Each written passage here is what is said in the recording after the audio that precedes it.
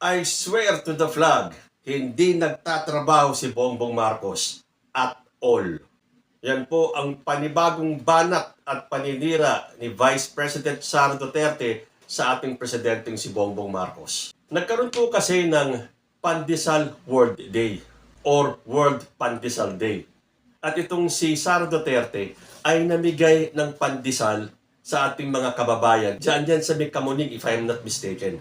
Pero bakit si Sara Duterte hindi makapunta or makadalo sa isang event nang hindi naninira?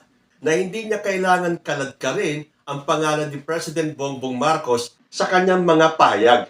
Kailangan na lang laging andun ang pangalan ni BBM at kailangan lagi niyang sinisira. Ang tingin ko tuloy kay Sara Duterte, ang pinakamapanirang vice-presidente sa kasaysayan ng Pilipinas. Sabi ba naman niya sa kanyang statement, I swear to the flag, si BBM, hindi siya nagtatrabaho at all. Panoorin nga po natin itong maiksing clip ni Sara Duterte. Ko, akala mo ba yung presidente natin nagtatrabaho? Hindi nagtatanong yan at all. Hindi, I swear to the flag, si BBM, hindi yan siya. Nagtatanong ng trabaho at all. Kaya napansin niyo ba, walang direksyon yung governance at walang direksyon yung iba't ibang departamento. Bakit? Kasi he doesn't give he doesn't command. He doesn't command, he doesn't ask, he doesn't say that, look, there's a Philippine development plan and what are you supposed to do about this? Akala niyo ba yung ginawa ko sa DepEd, galing yun kay BB? Hindi, akin yun. Lahat. Kasi he did not give any orders at all. So pag upo ko doon, sabi ko sa mga kasamahan ko, sa mga USEC at ASEC, I think this is our show.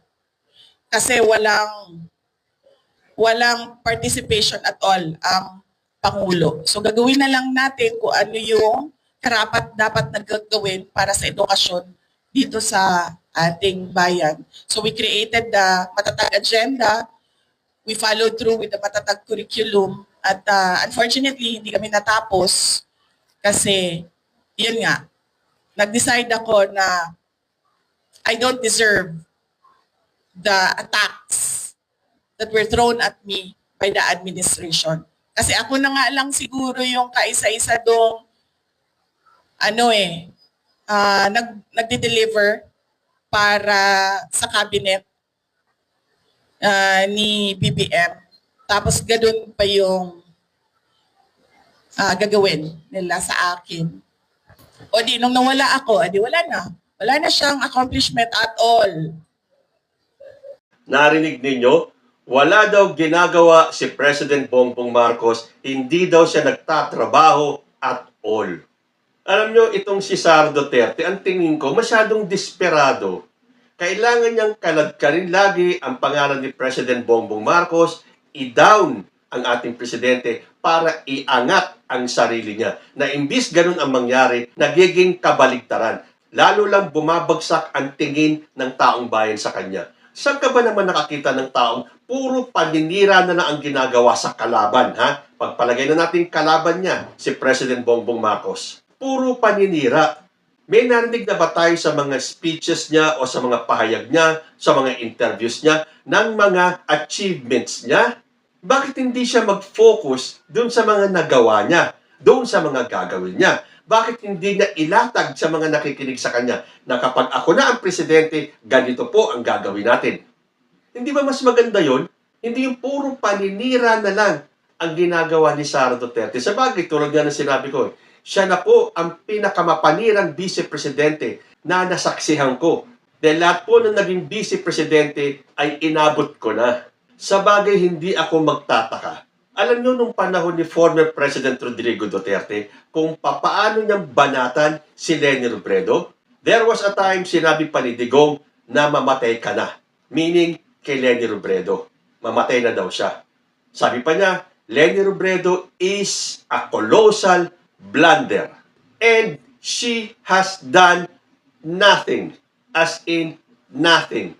So kung ganun manira ang tatay, malalayo pa ba naman si Sara Duterte? Hindi ba pinagbantaan niya na ang buhay ni Bongbong Marcos? So sa isip-isip niya, dapat mamatay na tong si Bongbong Marcos. At sinabi pa niya, wala daw ginagawa si Bongbong Marcos ngayon. Wala ba kayong nakikitang ginagawa ni Bongbong Marcos? Bayaan na natin si Sara Duterte, bulag talaga yan eh. Kailangan niyang i-down, kailangan niyang siraan si President Bongbong Marcos in the hope na manalo siya sa 2028. Paalala, nung panahon ni Leni Robredo at lahat ng kanyang alipores, hindi ba puro paninira ang ginawa nila? Lahat yan, mula kay Rowena Guanzon, sa mga attack dogs ni Leni Robredo, sa mga celebrities, artista, at kung sino-sino pa, hindi ba puro paninira ang ginawa nila kay President Bongbong Marcos? Ano nangyari kay Leni Robredo? Pero ngayon, kung ikukumpara ko si Leni Robredo kay Sara Duterte, I will go for Leni Robredo. Dahil nung time na vice presidente si Leni Robredo, hindi kasing toxic ng bunganga nitong si Sara Duterte. Pero ang gusto ko lang kay Leni Robredo, ngayon natapos na ang eleksyon. Leni Robredo is putting in good words for the president. Dapat ganun eh. Kailangan kung sino na ang nakaupo, suportahan nating lahat. Ang dami ko natatanggap na mga messages. Sasabihin nila, sila ay pinklawan. Sila ay makaleni. Pero nakikita nila ang ginagawa ni President Bongbong Marcos. At kung papipiliin sila between Bongbong Marcos and Sara Duterte, Bongbong Marcos na sila. Kasi kitang-kita natin ang pagka-toxic ni Sara Duterte ngayon. Sinabi pa niya na nung panahon niya bilang DepEd Secretary, wala daw utos o walang command o wala man lang instructions galing kay President Bongbong Marcos. Hindi ba niya naisip? Pagpalagay na natin na walang instructions galing kay President Bongbong Marcos dahil ganun ang tiwala ni Bongbong Marcos kay Sara Duterte na akala ni President Bongbong maiaangat ni Sara Duterte ang kalidad ng edukasyon sa Pilipinas. Yun pala, pahiram ng mga salita ni Digong. Sara Duterte was a colossal blunder sa DepEd. Tapos, the nerve pa si Sara Duterte nung sinabi niya na siya lang daw ang performing noong siya ay nasa kabinete pa ni President Bongbong Marcos. Sa lahat daw ng kabinete ni President Bongbong Marcos, siya lang ang nagdi-deliver. Kita nyo? Kung gaano kataas ang tingin ni Sara Duterte sa sarili niya. Pero may nakikita ba tayo? Wala. Subukan kaya ni Sara, tulad nung sinabi ko kanina. Imbis na puro paninira ang sabihin niya kay President Bongbong Marcos, ibahin naman niya yung strategy. Ilatag niya lahat ng gusto niyang gawin. Sabihin niya sa atin kung ano para sa kanya ang magandang gawin para mas umunlad ang buhay ng bawat Pilipino. Wala pong mangyayari sa paninira. And I tell you, lahat ng paninirang itong ginagawa ni Sara Duterte ay babalik po sa kanya. Classic example, former President Rodrigo Duterte. Nasa na siya ngayon? Nasa dahig. Malapit ng pagdusahan ang mga ginawa niya sa biktima ng EJK. Nakakatawa pa nga itong si Sara Duterte. Ihambing ba naman sa tinapay si Bongbong Marcos, si Martin Romualdez? Hindi daw sila tinapay. Dahil hindi daw sila makakain dahil sa ugali nila, sa masasamang ugali nila. Saan ba hinambing ni Sara Duterte yung sarili niya?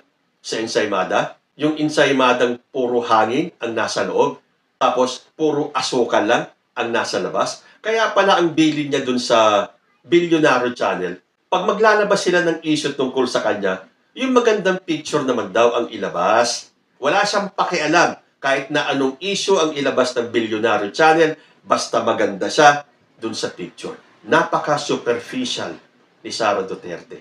Gusto lang talaga nilang i-down si President Bongbong Marcos. Sino ba ang nagsiwalat ng anomalya sa flood control? Si Bongbong Marcos lang ang tanging presidenteng nakagawa niyan. Simulan nyo kay Cory Aquino hanggang kay Digong, wala pong naglakas loob na isiwalat sa publiko ang matagal ng alam ng mga Pilipino, ang katiwalian sa gobyerno. Tapos ngayon, pipilitin talaga ng mga DDS ng kampo ni Sara Duterte na ibalin lahat ng sisi kay President Bongbong Marcos at palitawin na siya ang utak ng korupsyon sa Pilipinas. Na gusto ng mga alipores ni Sara Duterte burahin yung korupsyon nung panahon ni Digong. At ang isipin ng taong bayan, nagsimula ang korupsyon sa panahon ni Bongbong Marcos. Nakakatawa itong mga DDS, no? Pinaniniwala nila yung sarili nila sa isang napakalaking kasinungalingan. So sa tingin ninyo, hindi nga ba nagtatrabaho si President Bongbong Marcos na halos wala nang pahinga? Lalo na itong nagdaan ng mga calamity sa Pilipinas? Lahat ng nasalanta ng bagyo, ng lindol, nandun si President Bongbong Marcos. Kahit na binastos-bastos na siya ng mga taga Davao nung siya ay nagpunta ron, hindi po yan ininda ni President Bongbong Marcos dahil para sa kanya, wala pong halong politika yan. Itong mga nambastos sa kanya ay mga Pilipino rin. At ang presidente natin ay presidente ng lahat ng Pilipino, bastos ka man o hindi. At yung ginagawa ni President Bongbong Marcos na pinupuntahan at iniinspeksyon ang mga proyekto sa maanumalyang flood control na yan, yan po ang tatak ng isang magaling na leader. Pero sad to say, para kay Sara Duterte, wala pong ginagawa si President Bongbong Marcos. Hindi po siya nagtatrabaho at all.